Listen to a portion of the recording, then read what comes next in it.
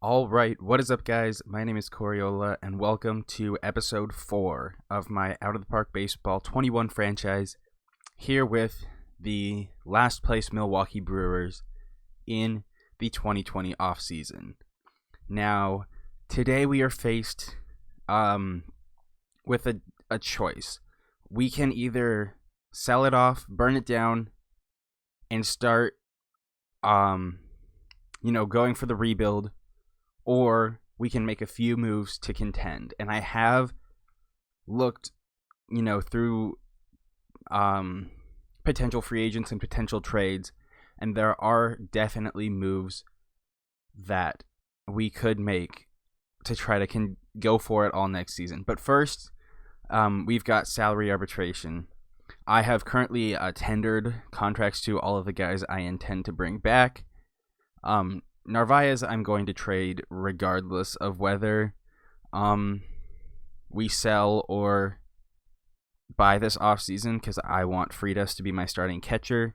So the guys who are arbitration eligible, who are not tendering a contract, are Manny Pena. He's kind of our fifth string catcher behind Freitas, Narvaez, and Feliciano and Jacob Nottingham. So really doesn't have any place in this organization at the moment. And then Keon Broxton, who was just terrible. His defensive ratings, he's really only good in center field. So that his fielding does not warrant keeping onto that bat. We can find a better depth outfielder easily in the offseason. As far as free agents go, I have tendered Ryan Braun. Let's see if I can find pending offers. I've tendered him a 1+1 contract. It is worth $8 million per year.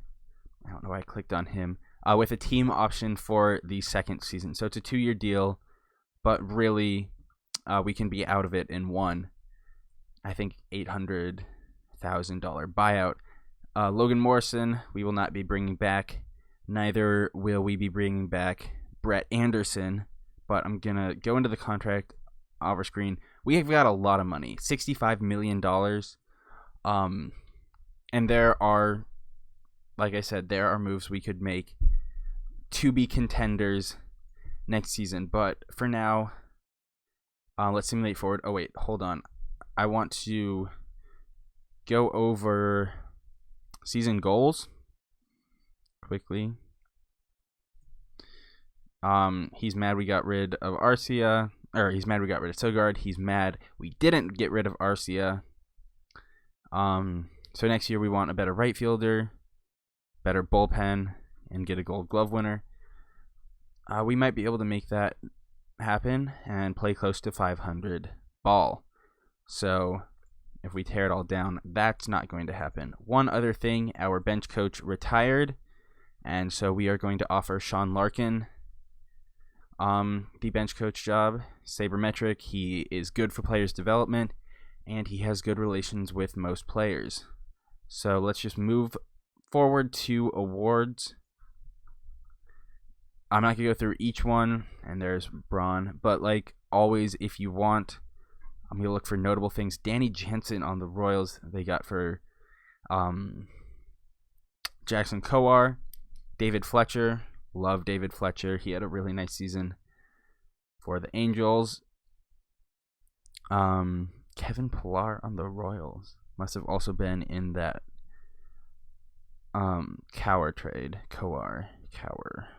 The National League, no Milwaukee Brewers. Tyler Glasnow is on the Reds now? What is Tampa Bay doing? For Suarez, Tyler Callahan, and $260,000. That's definitely... Okay, I don't hate this deal for Tampa Bay because they definitely have a surplus of pitching and needed some offense. I think you could have done better than Suarez, and I think you could have given up less than Glasnow. So in principle, I don't hate the trade, but in execution, kind of terrible. So yeah, here are all of the Gold Glove winners. reliever of the year goes to Josh Hader of the Milwaukee Brewers. He did have a fantastic season. No question about that. We went over his stats in the last episode. And in the American League side, Liam Hendricks, the Aussie, takes it for Oakland. All right, Silver Sluggers.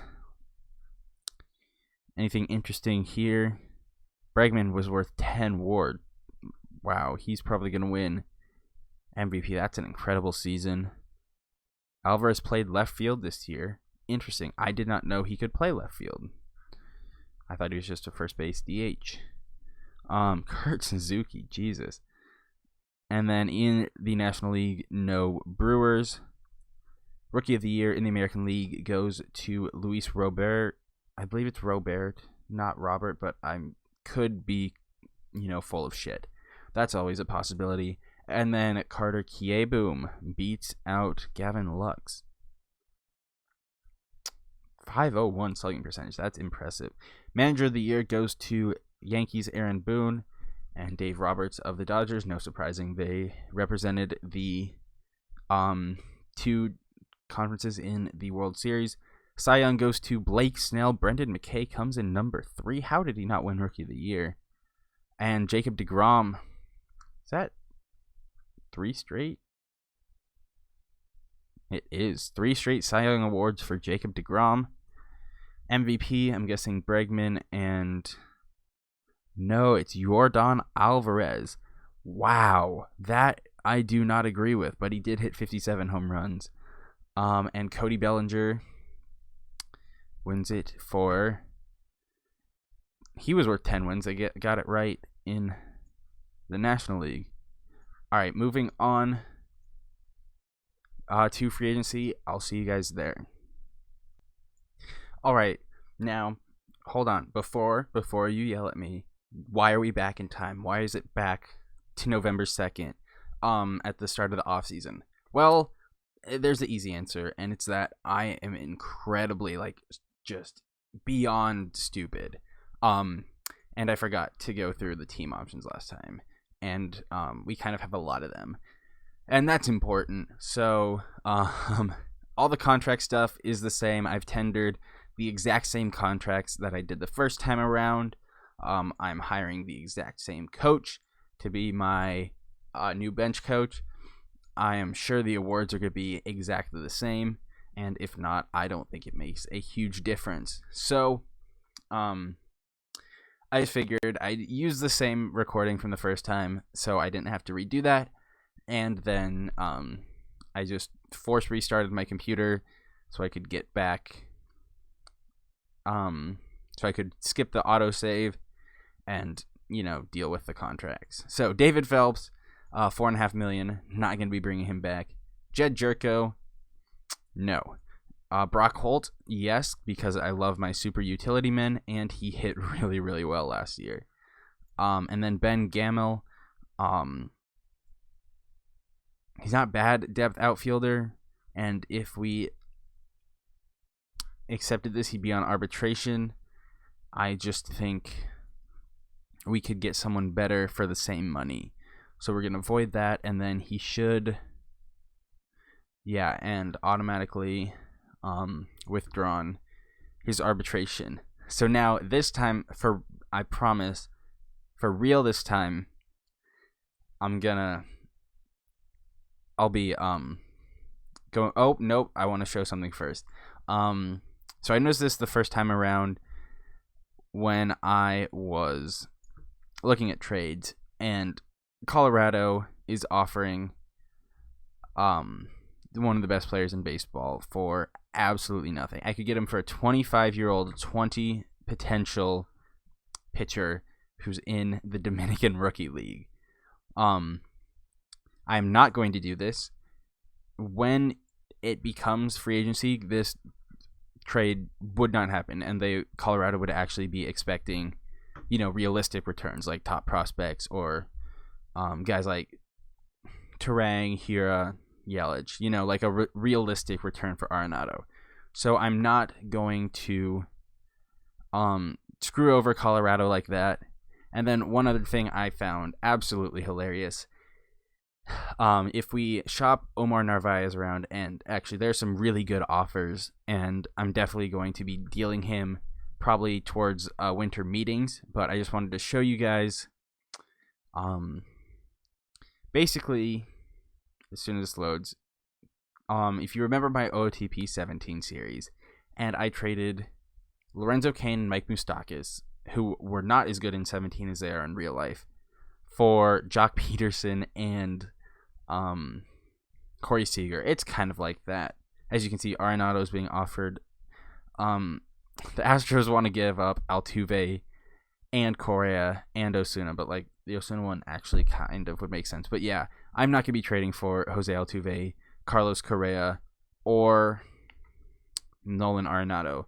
But just wanted to show off that even though I think the trade logic is a lot better in this year's game, it's still definitely possible to screw over the AI. Okay, now I'm going to free agency for real this time. All right, we are here in free agency, like I promised. And like I said, we have to decide whether we want to sell or buy this offseason. And looking at our roster, I don't think we are that far away from contending. We had a really bad season last year. But I should say everyone improved towards the end of the season, and we really, I think, just are a couple pieces away from being right back in the playoff spot. Looking at a rotation, I think we just need one starter to replace Lindblom, and then in the bullpen we already have, 3 really good guys. We'd need a couple more. Burns, Knievel, Hader. So you want to carry like 8 relievers now. So we would need to bring in a bunch of relievers, but Devin Williams would probably still be on the team. Alex Claudio would probably still be on the team. So you're really looking at 2 or 3 guys. And then as far as offense goes, first base could be an issue. I don't think Healy, I wouldn't be surprised if he regressed, especially because that OBP is really bad. So, his average starts slipping and all of a sudden his offensive value is gone. And there's also concern because we had I want to say 10 or so guys who really performed down the stretch, and we would need all of them to play at the exact same level as they did last year to be contenders, which, the probability of all 10 guys not regressing is just unrealistic. So the question is, if 2 or 3 of those guys regressed, guys like Arcia, Urias, Braun, Healy, Freitas, and then basically all of our pitching staff outside of Brandon Woodruff, guys who, aren't sure are going to play up to their full potential. If those guys, 2 or 3 regress, we're probably okay. If 5 or 6 regress, then we're in trouble. But the moves we could make to put ourselves in contention aren't big money moves. I think of the guys I've looked at, the most expensive contract we'd give out is about $12 million a year, which is not bad at all. Another consequence of my dumbassery is that we have a brand new set of international free agents, and these guys are so much better than the last group. I've offered, I believe, this guy Kato and this guy Takeda minor league contracts. I also plan on signing this left-handed pitcher who looks really good, and then potentially Danny Salazar. Now, we would need a right fielder. We'd be keeping Kane if we contended.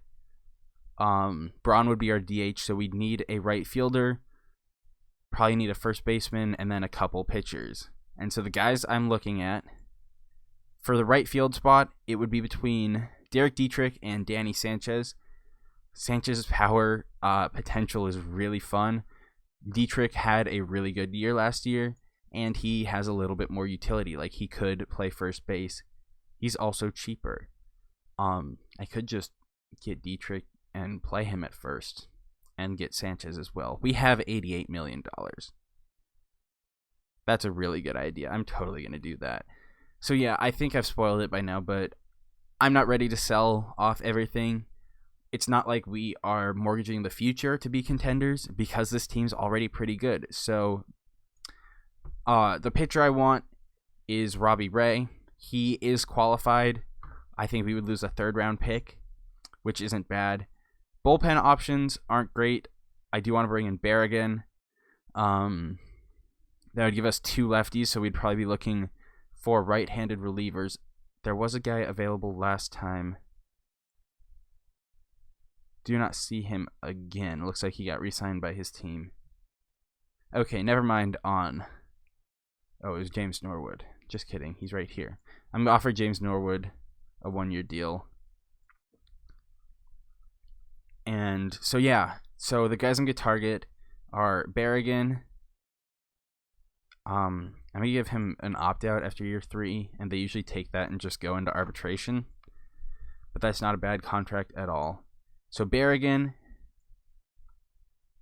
Dietrich, and Danny Sanchez. He just wants a 1-year deal. That's exactly what I want to give him. Sanchez does want a bigger deal. We'll just make it 6 years. Give him the same opt-out. He usually takes it, even if the arbitration would be the same. And then Robbie Ray. He wants 8 years. I don't want to give him 8 years. I would do 6 with 2 team options. So it's a 4-year deal worth... How much is this total? A little less than $70 million a year. Okay, he doesn't want that. Oh, what if we change it to 12? He's 29, so 7 years with the 2 team options. I'll leave that buyout the way it is. Messed up the commas. All right, and then Robbie Ray, 7 years, $84 million. So yeah, these are the guys we are going to go after. And like I said, these are not big risk moves. I think the riskiest contract is probably Sanchez, but even then it only gets up to $10 million a season. And that's definitely something we can deal with. So I do think this team will need a rebuild at some point, because a lot of the MLB talent is older. You know, Kane, Braun, Fridas, Yelich even. Woodruff's already 27. Knievel's 28. So, you know, I think this team will need a rebuild at some point in the series. But for now, I think there's nothing wrong with making low-risk moves that have the potential to put this team back into the playoffs. So I'm going to come back at winter meetings. We're going to look to trade Narvaez and get an update on the contracts that we have offered. All right, we are here at the winter meetings. Couple of updates. First of all, we had to increase the offer to Robbie Ray. The Cubs want him as well, for good reason. He's a very good left-handed pitcher, who I've always really liked. And so we offered him same structure. It's 7 years, team option for the 6th and 7th, but at $15 million a year instead of 12. And we upped the buyout. Furthermore, I am ready to trade Omar Narvaez. We are going to be sending him to Detroit and getting a really nice return. Matthew Boyd, he's going to push, I believe, Hauser to the bullpen, as well as Joe Jimenez, a really nice young reliever, who's not making too much. So 2 really good pitchers. And then Tomas Telis, he's going to be our backup catcher. I like his contact and avoid Ks, which means, if he has to hit, he's got a decent chance of getting hit. And he's a really nice defensive catcher. So we will be trading Omar Narvaez, previously one of the best offensive catchers in the league, who really struggled last year, but clearly Detroit thinks he's got the ability to turn around, to turn it around in a big way.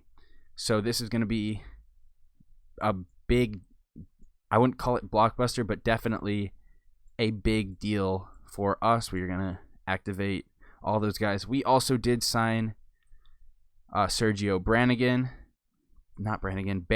excuse me. So he's a nice pickup for us. He and Claudio will be our lefties out of the bullpen next year. I'm just curious to see. So yeah, it looks like Hauser would get moved to the bullpen if we did bring in Robbie Ray. That would give us 3 lefties in the rotation. I am definitely fine with that. I don't think that's an issue whatsoever. And a lot of the best hitters in the league are left-handed, so that would definitely give us a nice advantage. I'll go through transactions like where the big free agents sign towards the end of the episode. For now, I'm going to come back at the Rule 5 draft. Alright, so I was planning on actually skipping past the Rule 5 draft, but there's this guy, Dom Nunez, who has very good potential, good or decent hitting ratings, really good defensive ratings. He could be a nice backup catcher. I know we did just trade for Tillies, but I believe we can just waive him. But, getting a 25-year-old catcher with 55 overall and 65 potential in the Rule 5 draft, I am absolutely going to jump at that opportunity. As far as guys we had to protect, Feliciano was Rule 5 eligible. So was Montero. We also protected Jacob Nottingham and another pitcher. Robbie Ray has demanded an even bigger contract. I gave him $18 million a year, or offered him $18 million a year. I am not going to go past 22. So if it does get that high, we will drop out of negotiations. Otherwise, hopefully next time I cut back, we have some good news for the future of our team. All right, we are here, as you can see, just 3 days away from Hall of Fame introductions, but that's not what's important. You can see we have signed Robbie Ray to a massive contract worth $154 million. We did have to go up to our max $22 million a year. I also gave him an opt-out after year 3, but I think that was in there the last time around with the $18 million per year contract. We've also signed reliever James Norwood and outfielders Danny Sanchez and Derek Dietrich. So we got all of our guys. It did cost more than we expected, $10 million more per year to get Robbie Ray. But definitely big moves that will certainly put this team in a much better spot next season. And I think we still have not 50 million, but probably somewhere around 40 million left in as far as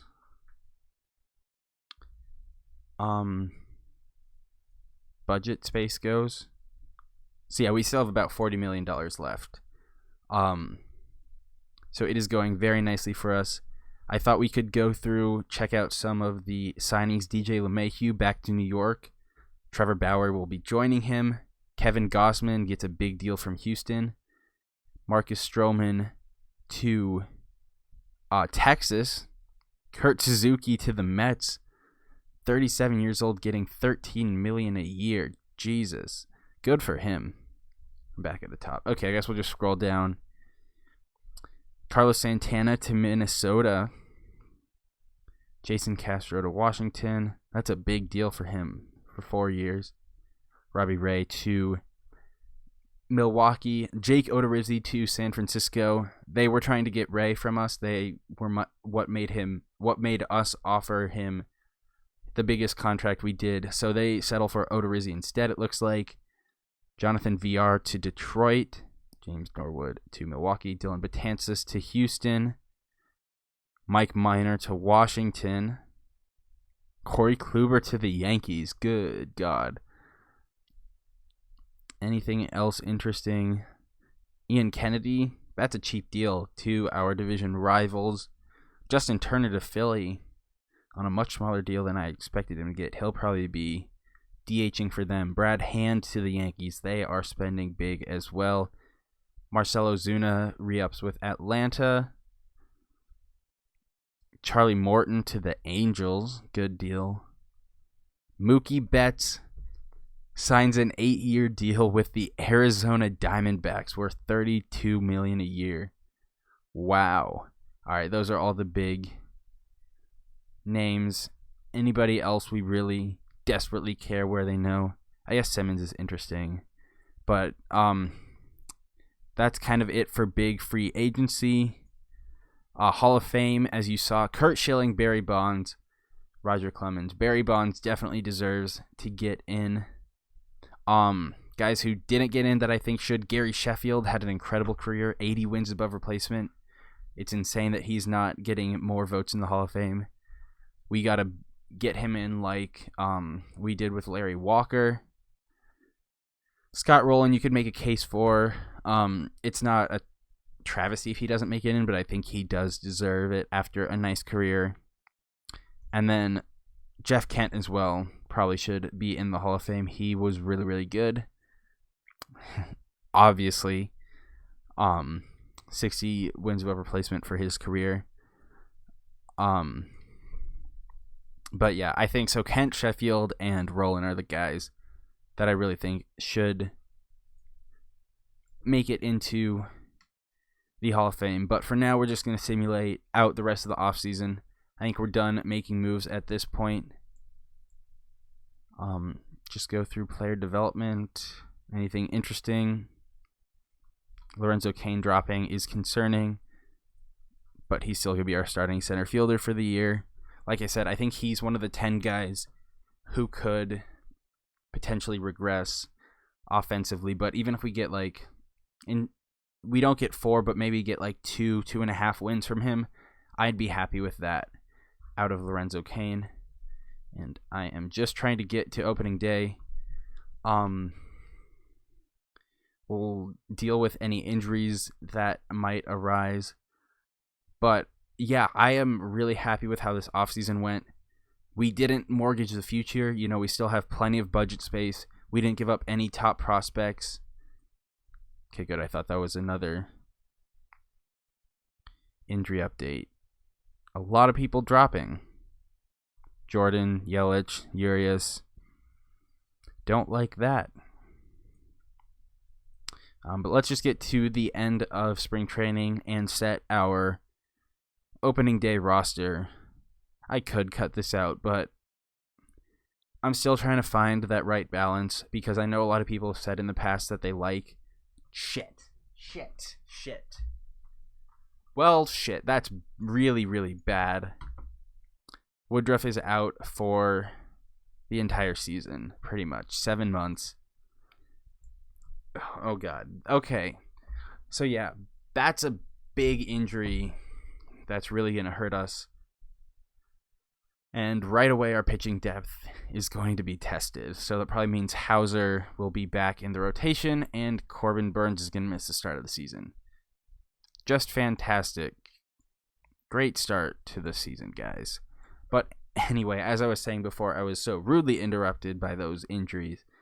People have said they like hearing me talk and just giving my, I wouldn't say unfiltered, but kind of along those lines, my thoughts on things as they come up through the offseason. But also, I don't want a ton of this. I'm glad I cut out a lot of the stuff from the middle of offseason, but maybe just having one kind of ramble moment where I just get to talk a bunch would be good per off-season episode. Kind of cut through the major developments and then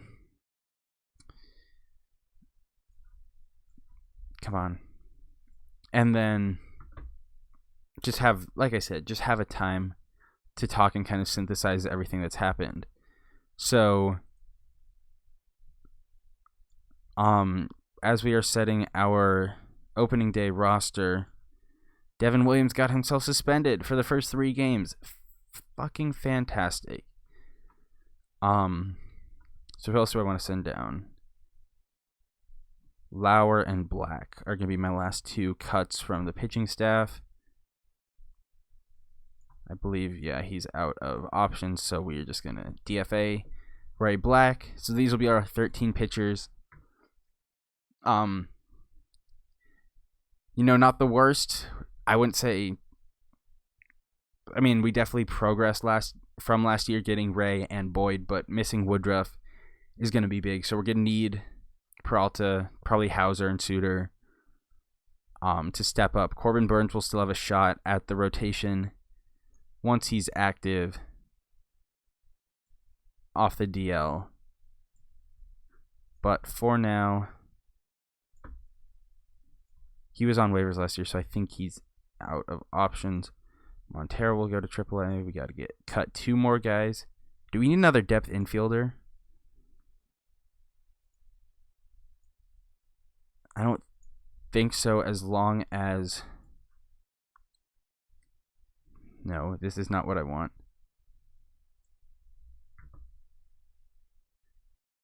Okay. This is not what I want at all. Oh, it's because he's still set his game strategy in right field. So if we make him our DH, and then make Derek Dietrich our first baseman, and I guess we're going to have to force Freitas to start at catcher as well.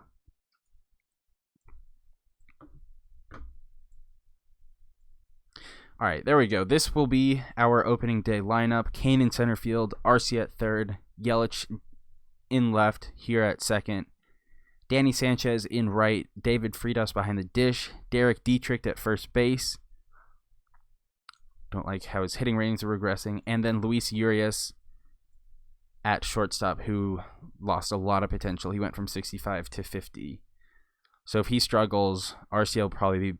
Oh, his defensive rating's gone up at third. That's good. So yeah, shortstop is a need if Urias struggles, but thankfully we do have Bryce Terang, who's going to start the season in AA. I'll take care of the rest of the prospects off camera, but he is, skyrocketing through the organization. Hopefully he's in AAA by the end of the season. And then as far as our pitching goes, opening day starter is not going to be Freddie Peralta. It's going to be Robbie Ray. Come on now.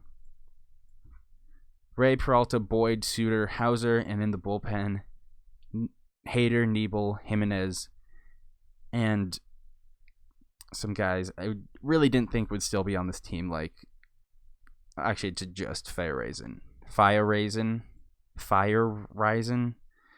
I couldn't tell you. Anyways, check out minor league system rankings. Kansas City's at number 2. Good for them. Spencer Torkelson looks like he's going to be a beast. We are sitting at 25, so 4 spots better than we were last year, with Drew Rasmussen. Okay, I don't think he's a top 100 prospect. But then Bryce Terang's up to 59. He's our top guy. So we have improved the farm system, even though it wasn't a great draft. And then as far as preseason predictions, we are projected to win just 81 games. That's not great, but I do think we can outperform our predictions. The Reds are projected to win our division, St. Louis coming in third. So I do think we can do better than that, like I said, but we will find that out next time. Thank you guys for watching this edition, this first offseason in Out of the Park Baseball 21. Let me know your thoughts on the moves that we made and how I structured this video. If you have any feedback other than that, thank you guys for watching. I'll see you guys next time. Goodbye.